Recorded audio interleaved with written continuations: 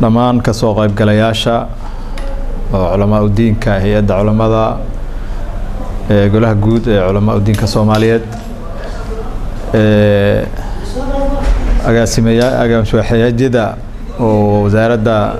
awqaafta iyo xildhibaanadii hore aqoon-yahanka dhammaan waxaan ku salaamayaa salaanta islaamka assalaamu calaykum waraxmatullaahi wabarakaatuh salaan kadib baxsiga ama yani xaruntu soo diyaarisay research-kan oo ku saabsan mawduuca ah dowru almadrasati wal-usrati fi mucaalajati daahirati al-ghuluwi fi ad-diin ayaan qodobo yar halkan yani ka taabanaya si uu mawduucayna ugu noqdo oo dooda ah iyo xiwaarka saldhig ugu noqdo haddee usra mar haddii la yiraahdo waa la yaqaanaa oo waa qoyskii aabihii iyo hooyadii iyo caruurtii iyo ehelkii wixii halkaa joogay madrasa markii la yiraahdana mafhuumkeeda waa wada garanaynaa oo waa mu'asasada tacliimiga oo ardagii macallinkii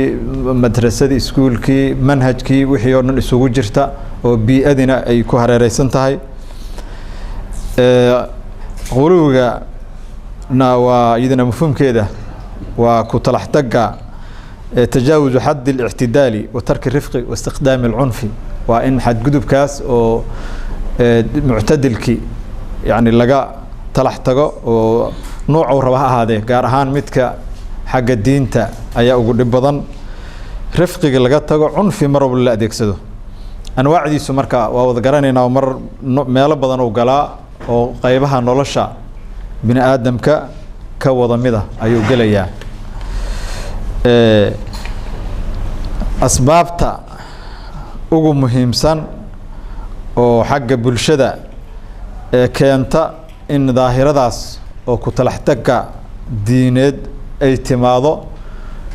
asbaabtaas aad bay u fara badan tahay laakiin midka qodobka ugu weyn waxa weeye waa fahamka qaldan alfahm alkhaadi lidiin alislaami oo qillat alfahmi ka imaanaya dadkii oon waxba garanayn sidaas wixii uun loo sheego iska qaadanayaan way fara badan asbaab fara badan nooc iqtisaadi haajira noocyo kala anwaac fara badan jirta laakiin qodobkaas ayaa ugu weyn asaaliibta oo looga hortago ayadana waxa ugu muhiimsan oo yani fikirkaas oo ku talaxtaga diimeeda looga hortago si dadka looga ilaaliyo waxa weeye waa qoysku in uu cinaayo gaara siiyo caruurtiisa madaaristi iyo macallimiintii iyo dugsidii iyo meelihii sidaas oo caruurta lagu tarbiyeynay in la siiyo inay ahmiyad gaara ay siiyaan caruurtii oo yani oo lala socdo axwaashooda iclaamka ama warbaahintu in ay ka qayb qaadato si loo cadeeyo xaqaa'iqda oo xagga fikirka qaloocan in la cadeeyo midka saxda ah oo wax saxda ah la doonayna halka loo cadeeyo oo dadka wahmigu uu jiro ay u kala cadaadaan waxyaabaha waxay kamid tahay aad in la tafciiliyo aad loo howlgeliyo muassasaadka ijtimaaciga sida dugsidii quraanka masaajidii oo duruusta lagu akhri jiray oo waqtiyadan dambe dib u dhac ku yimiday yani meelaha sidaas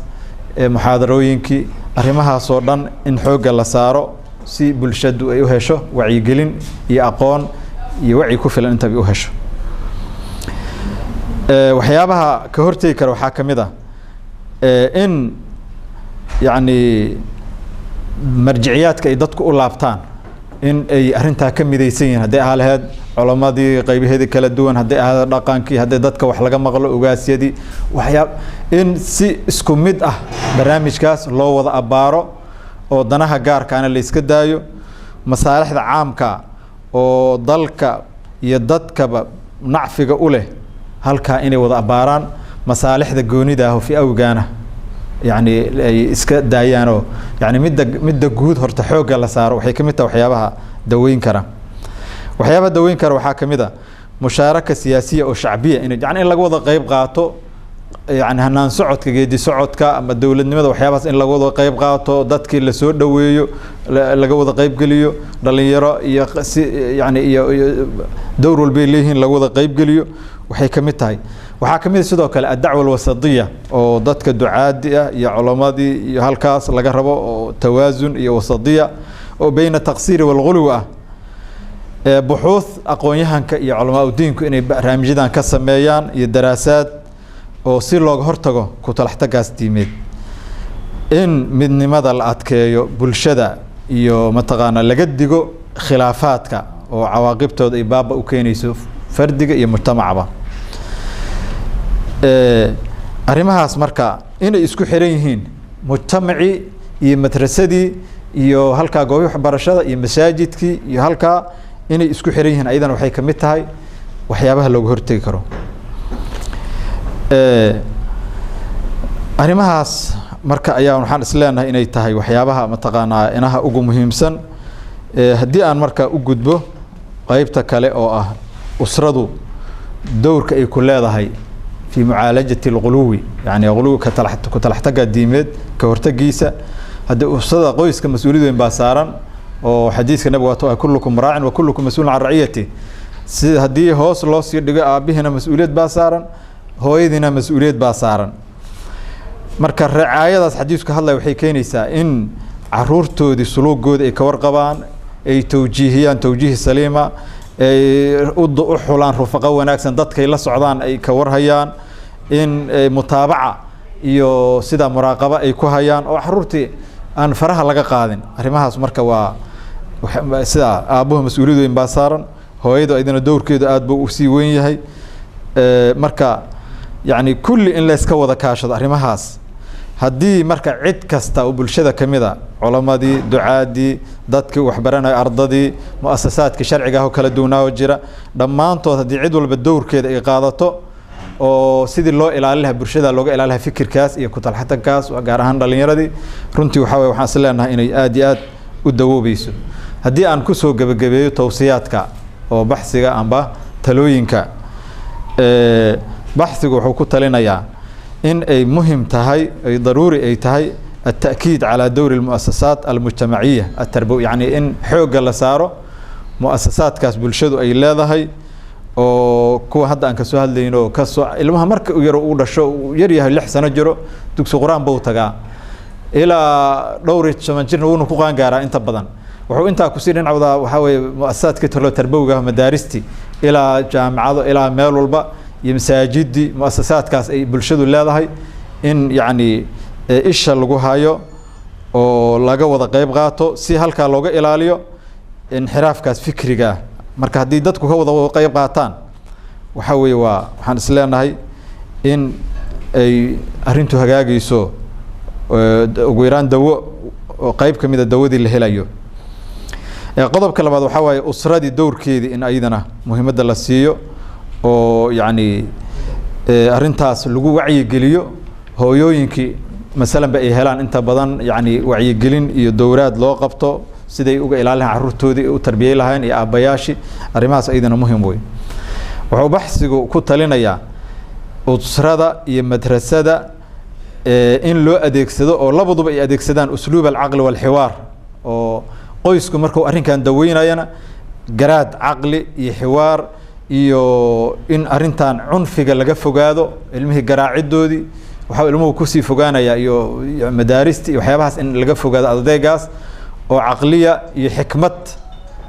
oo diinteena waa xikmadda ku dhisan aad iyo aad loogu adeegsado sidoo kale waxay daraasadu ku talinaysaa in laga wada qayb qaato qof kasta doorkiisa uu qaato oo yani mas'uuliyadda xaqiisa aysan ku lumin hooyadu ay iska bilowdo aabihii sidoo kale naftiisa uu ka bilaabo muallimkii amba khalaawid ha jooga ama sidaas uu ka bilaabo daacigii sidoo kale mudarribkii cid walba bulshada qayb ka ah qaybta uga aadan inay ka qaadato arimahaas si qiyamkaas wanaagsan dhalinyarteeni maskaxdoodii ay ugu tirtiranto amba loogu beero qodobka shanaad uu ku talinayo baxthigu wuxuu yahay hooyooyinka in la siiyo tawciya oo maraakiz maxwal umiya meela sidaas oo kale oo dadka waaweyn wax lagu baro oo yani lagu siiyo talooyinkii iyo usluubka camaliga ah arrintan ayagoo adeegsanaya fikir degan iyo maskax degan sidii mataqaana arrimaha u daweey lahayn dhinacooda uga qaadan lahayn qodobka ugu dambeeya wuxuu yahay in aad iyo aad xooga loo saaro xiwaarka oo arrinta yani si laysu qanciyo iyo infitaax alfacaal oo ka dhaxeeya muassasaadka tarbawiga arrimaha laga wada tashado mar walba laga wada doodo ayagoo muassasaadka amniga ahuna ay dhinac ayaguna qayb ay ka yihiin qoyskii iyo yani arrimaha noocaas dad matala ay qayb ka yihiin arrimahaas mataqaanaa maxaa leey cid walba mas'uuliyad baa ka saaran arrintaas marka mas'uuliyaadkaas dadkaas wada leh oo waxaa leeyahay tarbiyada carruurta tarbiyatu tabda'u min albeyti wa tacuudu ila albayt waa xikma ay tilmaamaan dadka murabbiinta yani marka waa wax isku xiran waaye marka in laga wado qayb qaato arrimahaas dhammaan ayuu baxsigu ku talinayaa ujeedadu waxay ahayd marka in xoogaa mawaadiicda la ifiyo waan iska soo koobay qodobada intii ugu muhiimsaneed baa sidaa soo koobay fikirka iyo caqliga iyo cilmigii culamadii iyo aqoon-yahankii oo ku jiray oo talooyinka ugu muhiimsan inay halkan ka bixiyaan la rabo ayaa noo fadhiya halkaas ayaan marka aniga kelimadeyda ku soo koobay. Assalaamu calaykum waraxmatullahi